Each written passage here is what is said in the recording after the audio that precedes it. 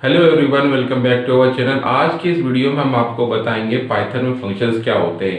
क्योंकि पाइथन की जो फंक्शन होते हैं वो दूसरी प्रोग्रामिंग लैंग्वेज से थोड़े से डिफरेंट होते हैं। तो इस वीडियो को देख लेने के बाद आपको पाइथन के फंक्शन का कॉन्सेप्ट पूरी तरह से क्लियर हो जाएगा। लेकिन वीडियो स्टार्ट करने से पहले कहना चाहूँगा कि यदि आपने अभी तक हमारे चैनल को सब्सक्राइब नहीं किया तो चैनल को सब्सक्राइब कर लीजिएगा।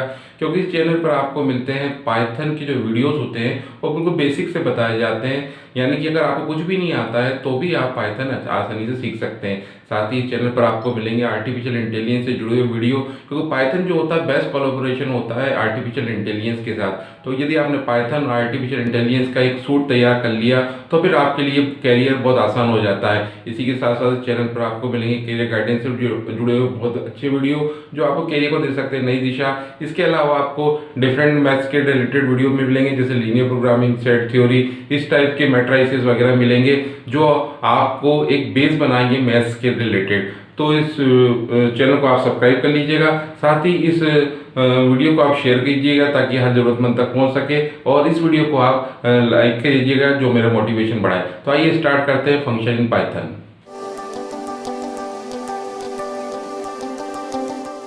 देखिए, जब हम कोई पाइथन का प्रोग्राम लिखते हैं तो पाइथन का इंटरप्रेटर क्या करता है कि प्रोग्राम को टॉप से स्टार्ट करता है, धीरे धीरे एक एक स्टेटमेंट को एग्जीक्यूट करता है और नीचे आते जाता है। ठीक है, तो ये नॉर्मल हमारा प्रोग्राम होता है। लेकिन हम फंक्शन क्यों बनाते हैं? अगर हम फंक्शन इसलिए बनाते हैं, सपोज करो कोई हमको टास्क है, कोई एक स्पेसिफिक टास्क है, वो हमको अगर बार बार करवाना हो तो फिर क्या होगा, नॉर्मल प्रोग्रामिंग में तो हम उसकी कोडिंग को फिर हमको बार बार लिखना पड़ेगी। वो एक प्रोग्राम की एग्जीक्यूशन सिर्फ एक बार होता है। लेकिन जब हम फंक्शन बना लेते हैं तो उसको हम एक पर्टिकुलर नाम दे देते हैं कि स्पेसिफिक कोड को, जो स्पेसिफिक टास्क कर रहे हैं उससे रिलेटेड कोड को हम पर्टिकुलर एक नाम दे देते हैं। और उस नाम को जब हम बार बार कॉल करते हैं तो उससे रिलेटेड जितने भी कोडिंग उसके अंदर लिखी गई है वो एग्जीक्यूट होती है। यानी अगर हम डेफिनेशन की बात करें कि पाइथन जो फंक्शन की डेफिनेशन क्या होगी, तो डेफिनेशन की हम बात करें तो डेफिनेशन हमारी होगी कि it is a name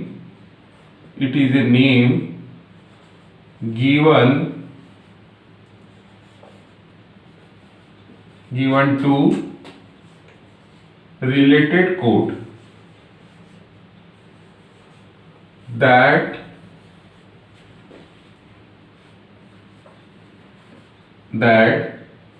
execute particular task।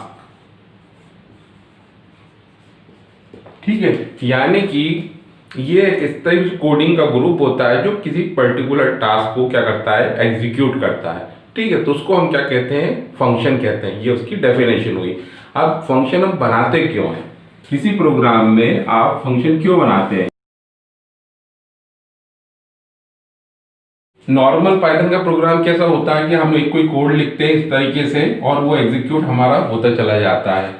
यहाँ से स्टार्ट होगा, ये टॉप है, इंटरप्रेटर इसको एग्जीक्यूट करेगा, इसको एग्जीक्यूट करेगा, इसको एग्जीक्यूट करेगा, इसको एग्जीक्यूट करेगा, इसको एग्जीक्यूट करेगा, और ये प्रोग्राम यहाँ एग्जीक्यूट होकर एंड हो जाता है।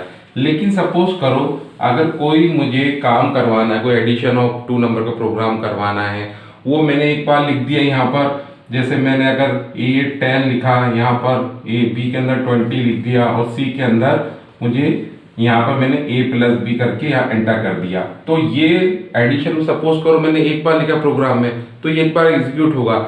लेकिन अगर यहाँ पर हम कोई नाम दे दें इसका, सपोज करो इसका नाम मैंने दे दिया ABC, ऐसा कोई मैंने इसका डिफाइन कर दिया, प्रोग्राम के अंदर ही मैंने डिफाइन कर दिया, तो जब जब भी मैं यहाँ पर ABC यहाँ लिखूंगा तो ये जो रिलेटेड कोड है वो उतने टाइम एग्जीक्यूट होंगे, सिंपली आप इस फंक्शन का नाम एक कॉल करने पर।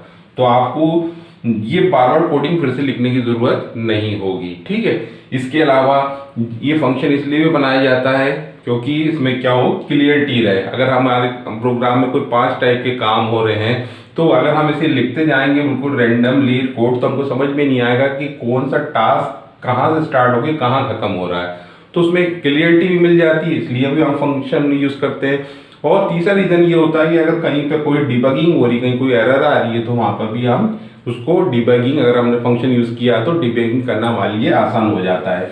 यानी कि अगर हम बोले कि इसके एडवांटेजेस क्या है, तो एडवांटेजेस, पहला एडवांटेज हो जाएगा रिमूव रिपीटेटिवनेस, है ना। एक अगर आपको एक ही टास्क 10 बार करवाना है तो सिर्फ आप एक नाम कोड लिख दीजिए, उसका एक नाम दे दीजिए, और जब भी आप नाम को कॉल करेंगे तो वो रिलेटेड जो कोड है वो एग्जीक्यूट होगी। तो रिमूव रिपीटिटिवनेस, ठीक है, तो आप उसको रिमूव कर सकते हैं। दूसरा जैसे कि अपन ने आप देखा कि क्लियरिटी हो जाएगी, मतलब आपकी कोडिंग अगर अलग अलग टास्क की लिखी है तो पर्टिकुलर टास्क है एक नाम दे देंगे तो आपको समझ में आ जाएगा कहाँ कौन सी कोडिंग कहाँ से कहाँ तक किस टास्क की लिखी गई है, तो क्लियरिटी हो जाएगी।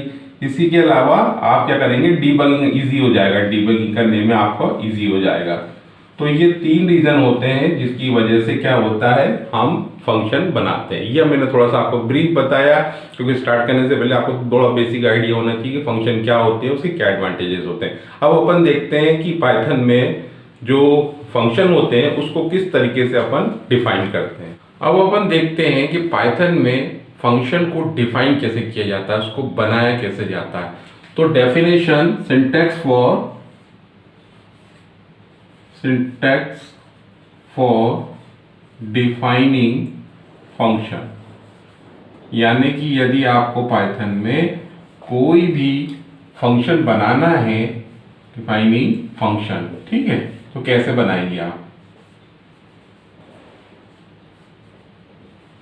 देखिए पाइथन के अंदर जो फंक्शन होते हैं उसके 2 पार्ट्स होते हैं। पहला पार्ट होता है हेडर और दूसरा पार्ट होता है उसकी बॉडी। कोई भी जब हम पाइथन में फंक्शन बनाते हैं तो उसके 2 पार्ट होते हैं, एक होता है हेडर और एक होता है, यहाँ लिख लेते हैं हम हेडर, और एक होता है उसकी बॉडी।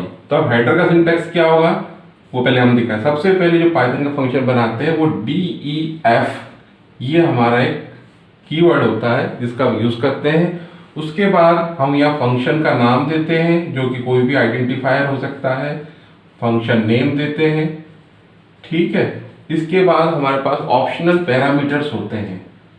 तो ऑप्शनल पैरामीटर आप यहाँ दे सकते हैं, अगर आपने एक पैरामीटर या एक से ज़्यादा पैरामीटर लिया है तो आप यहाँ डिफाइन कर सकते हैं। इस तरीके से पैरामीटर n तक चला जाएगा, ठीक है, यहाँ पे। और जब ये पैरेंथेसिस बंद होगा तो आपको यहाँ पे कॉलन लगाना है। तो ये तो तरीका हुआ हमारा हेडर डिफाइन करने का। इस तरीके से हम हेडर डिफाइन करेंगे।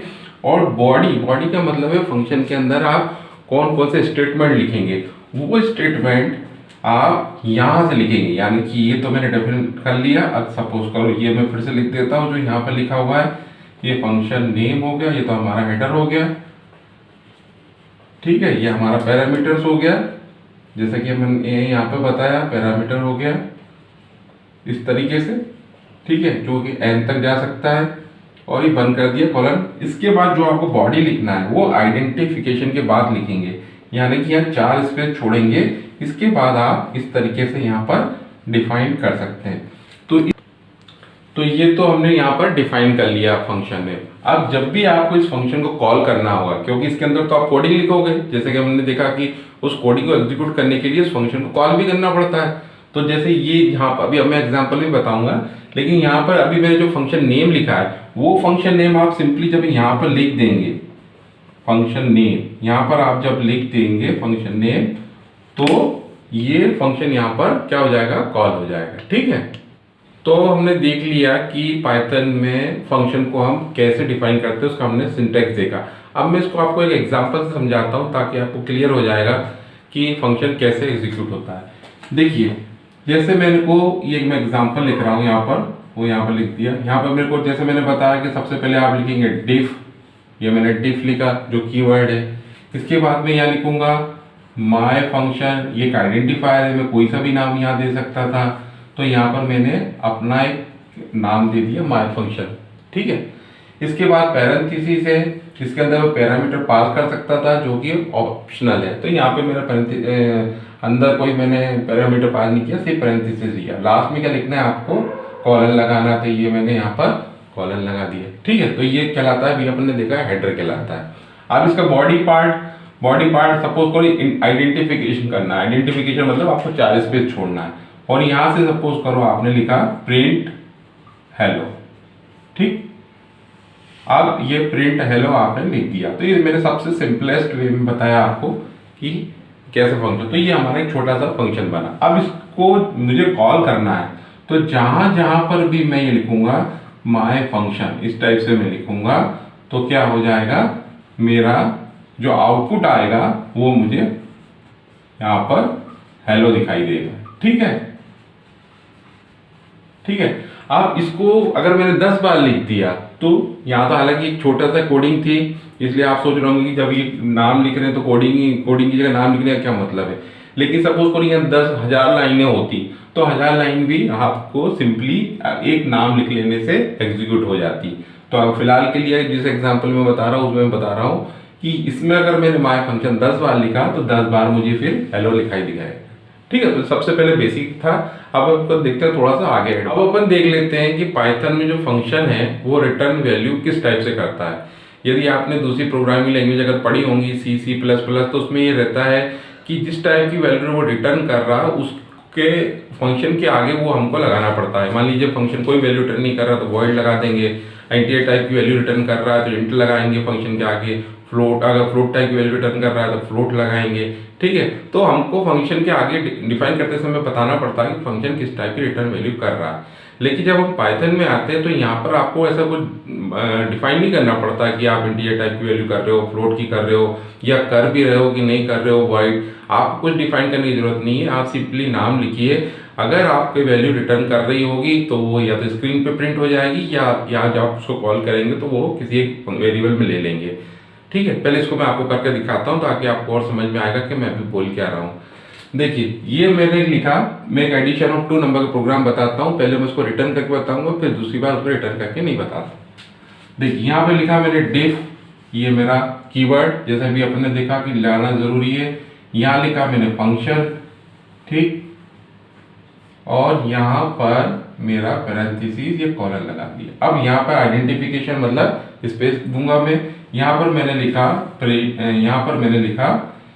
ए, यहाँ पर इंट, ये मैंने बताया है कि कैसे इनपुट लेते समय उसको चेंज करना जरूरी होता है। तो ये ए इनपुट एंटर फर्स्ट वैल्यू। ठीक है, इसको थोड़ा साफ कर लेता हूं मैं। यहाँ पर एंटर फर्स्ट वैल्यू,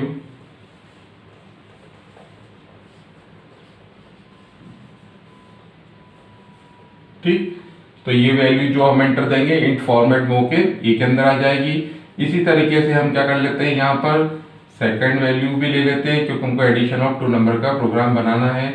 तो यहाँ पर मैंने लिख दिया एंटर सेकंड वैल्यू। ठीक है, यहाँ से ए इसमें आ जाएगी, बी इसमें आ जाएगी। इसको मेरे को सी के अंदर प्रिंट कराना है, तो मैं यहाँ लिख देता हूँ इंट, चेंज कर देगा इसको a प्लस बी, इसको इसमें चेंज कर देगा।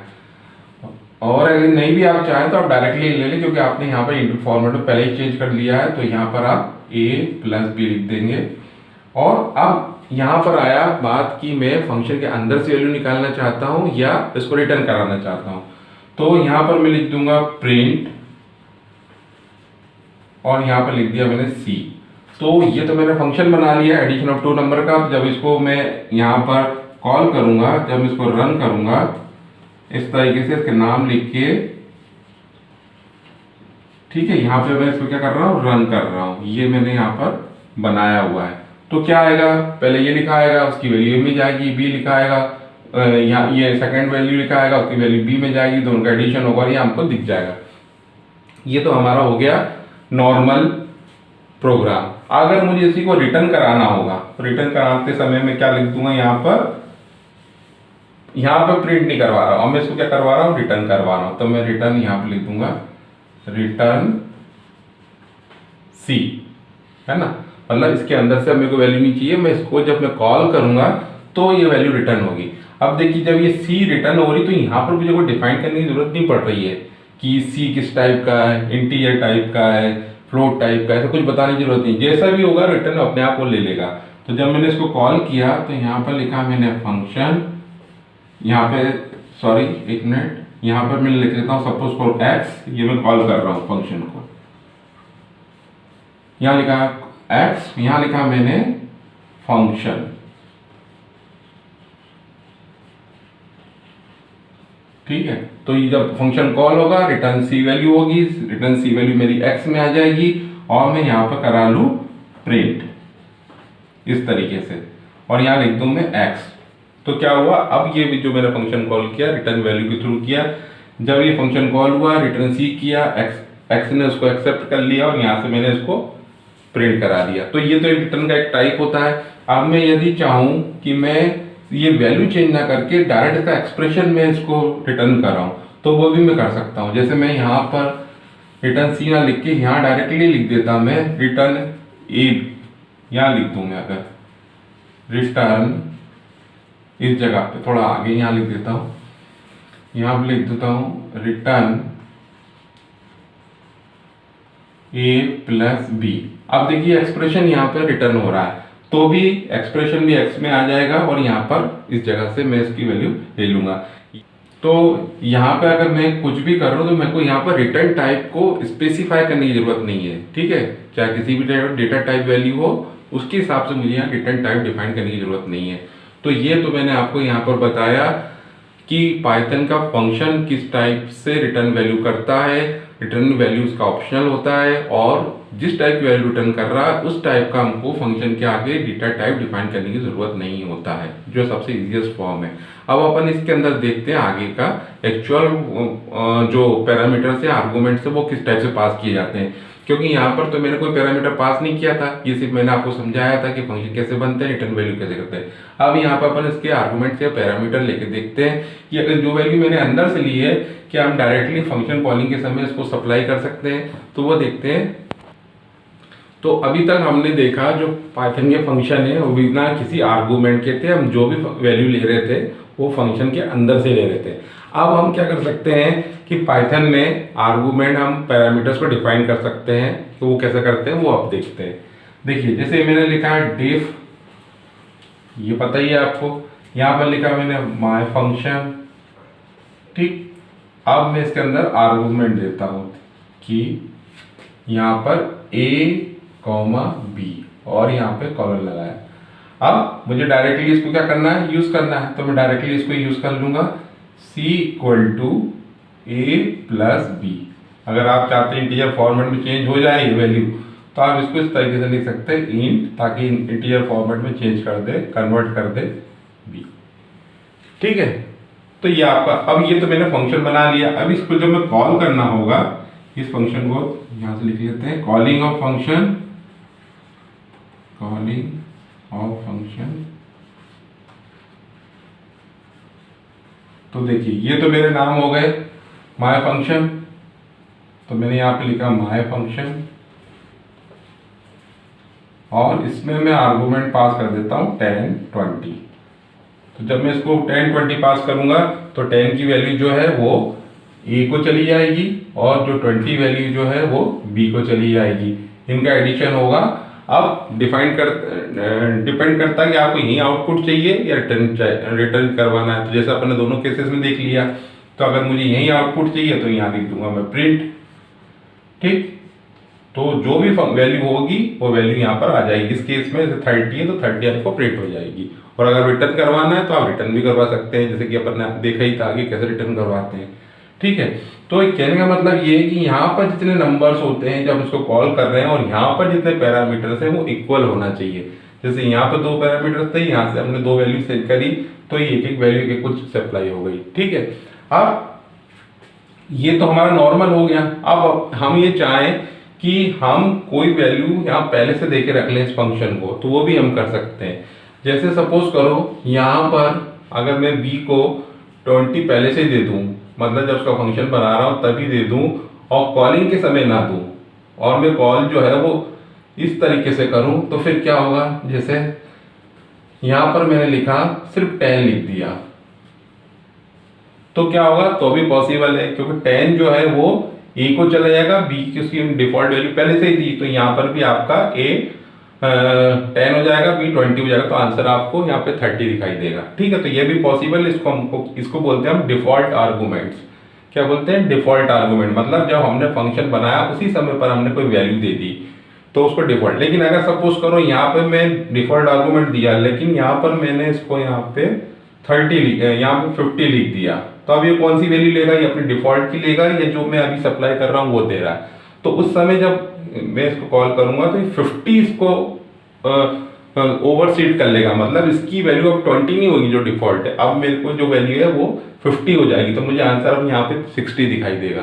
ठीक है, तो ये डिफॉल्ट आर्गूमेंट कहलाता है। लेकिन डिफॉल्ट आर्गूमेंट करते समय एक बात का ध्यान रखना है आपको कि यहाँ पर जो डिफॉल्ट आर्गूमेंट है वो राइट साइड का ही होना चाहिए मैक्सिमम। ऐसा आप नहीं कर सकते कि यहाँ पर आप ए की वैल्यू दे दें 10, कुछ भी वैल्यू दे दें और बी की वैल्यू ही ना दें, और फिर आप सोचें यहाँ पर मैं कॉमा लगा दूँ और यहाँ 50 पास कर दूँ, समझ रहे हैं, तो वो पॉसिबल नहीं होगा। जैसे अगर मैं चाहूँ कि ऐसा कर दूँ, मैं इसको थोड़ा सा मैं चेंज करके बताता हूँ कि मैं यहाँ लिख दूँ A20 और यहाँ पर मैं लिख दिया B, ठीक, और यहाँ पर जब इसको कॉल कर रहा हूँ तो फिर मैं यहाँ लिख के सोच रहा हूँ कि 30 हो जाए, तो मैं सोच रहा हूँ आगे की वैल्यू यहाँ चली जाए क्योंकि डिफॉल्ट है, मैंने सप्लाई तो किया ही नहीं है, और 30 वैल्यू B में चली जाए, तो ये ऑटोमेटिक एडिशन हो जाएगा। ऐसा नहीं होगा कि आपको राइट हैंड साइड वैल्यू को ही सबसे पहले डिफॉल्ट लेना है, फिर अगर पॉसिबल है तो आप लेते चले जाएं। लेकिन ऐसा नहीं कर सकते कि लेफ्ट हैंड साइड की वैल्यू में आपने डिफॉल्ट आर्गूमेंट दे दिया और राइट में आप दे ही नहीं रहे और आप सोच रहे हैं कॉमा लगा के मैं सेकंड सप्लाई कर दूंगा, फर्स्ट पे सप्लाई ना करूं और वैल्यू ले। तो डिफॉल्ट आर्गूमेंट में आपको इस बात का ध्यान रखना है।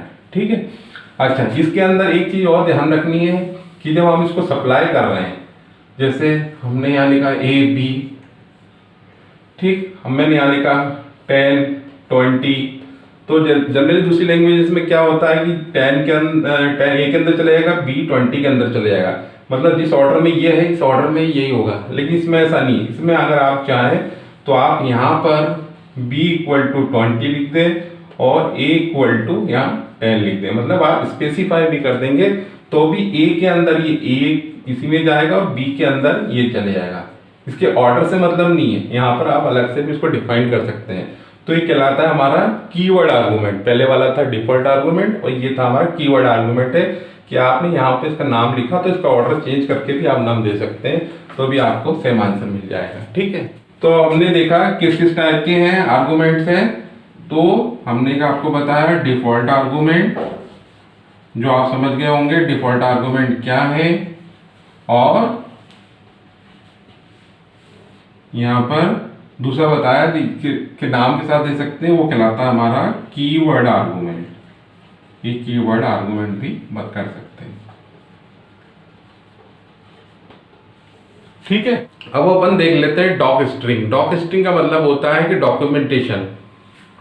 जैसे यहाँ तो मेरा सिंपली प्रोग्राम है, लेकिन क्या होता है कई बार फंक्शन जो होते हैं बड़े कॉम्प्लिकेटेड होते हैं, तो हम उसका डॉक्यूमेंटेशन कर देते हैं कि वो फंक्शन हमने बनाया क्यों था, उसका पर्पस क्या था, तो वो हम यहाँ पर ऐसे कमेंट के रूप में लिख देते हैं, तो उसको बोलते हैं डॉक स्ट्रिंग। जैसे अगर ये मैंने एडिशन का प्रोग्राम फंक्शन बनाया है, इसके अगर मैं आगे लिख दूं ऐसे 3 कॉलन लगा दूं इस तरीके से, और यहाँ लिख दूं फंक्शन फॉर एडिशन, तो ये मेरा क्या हो जाएगा, एक डॉक्यूमेंट बन जाएगा जो कि एग्जीक्यूट नहीं होगा। कोई आदमी अगर आएगा तो पढ़ेगा तो उसको समझ में आ जाएगा कि फंक्शन किस लिए बनाया है। तो ये कहलाता है डॉक स्ट्रिंग, जो कि 3 कॉलन आगे लगाते हैं, 3 कॉलन पीछे लगाते हैं। जो भी आपको यहाँ पर लेबल करना है, जो उस फंक्शन के बारे में बताना है जो कि नॉन एग्जीक्यूटेबल हो, सिर्फ आप समझने के हिसाब से वो आप दे सकते हैं, तो वो कहलाता है हमारा डॉक स्ट्रिंग। तो उम्मीद करता हूँ कि ये फंक्शन का, ये पाइथन में फंक्शन का प्रोग्राम आपको अच्छे समझ में आ गया होगा, जिसने लगभग हमने सारे एस्पेक्ट जो पाइथन के फंक्शन के वो पूरे कंप्लीट किए। तो इस वीडियो को आप ज़्यादा से ज़्यादा शेयर कीजिएगा, मेरे चैनल को आप सब्सक्राइब कीजिएगा। तो मिलते हैं अपने नेक्स्ट वीडियो में, जिसमें हम आपको बताएंगे फंक्शन से जुड़े हुए कुछ प्रोग्राम जो आपके बहुत काम आएंगे। तब तक के लिए take care and thanks for watching.